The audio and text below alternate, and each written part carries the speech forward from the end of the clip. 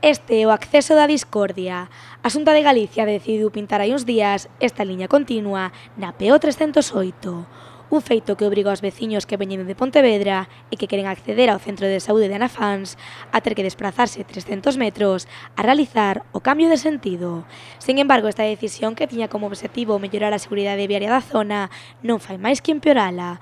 Os representantes da plataforma de afectados de San Salvador piden á Administración autonómica que recapacite, porque aseguran que é moito peor o remedio que a enfermidade.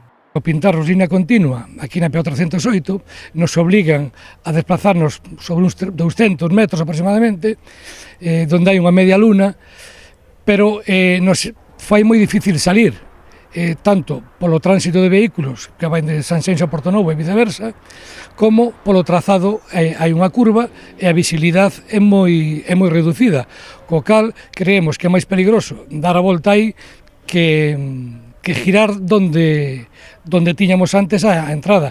Esta non é a única queixa por parte da plataforma de San Salvador. A falta de aparcamento está a traer graves consecuencias para os veciños e para os comerciantes. Por iso, dende este colectivo, piden ao Concello que adquira a parcela que está fronte ao centro de saúde de Anafáns. O Concello lle pedimos que a ver se pode mediar cos titulares da finca esta onde está a viña, e máis co que está ao lado do edificio, que é unha zona que está inutilizada, e se negocian co propietario probablemente nos deixen estacionar, así faremos mellor a labor de carga-descarga, os clientes, negocios da zona.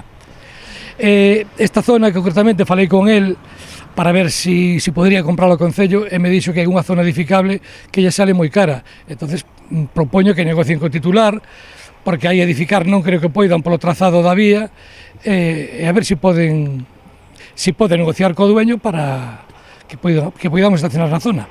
Os problemas de aparcamento esténdense a toda a parroquia. Por iso os veciños de Poio, cansos das promesas por parte do Concello, exixen máis prazas públicas e libres na zona. A plataforma de San Salvador leva xa recompiladas preto de 1000 firmas e ameaza con mobilizacións se o goberno municipal non ten en conta as súas peticións.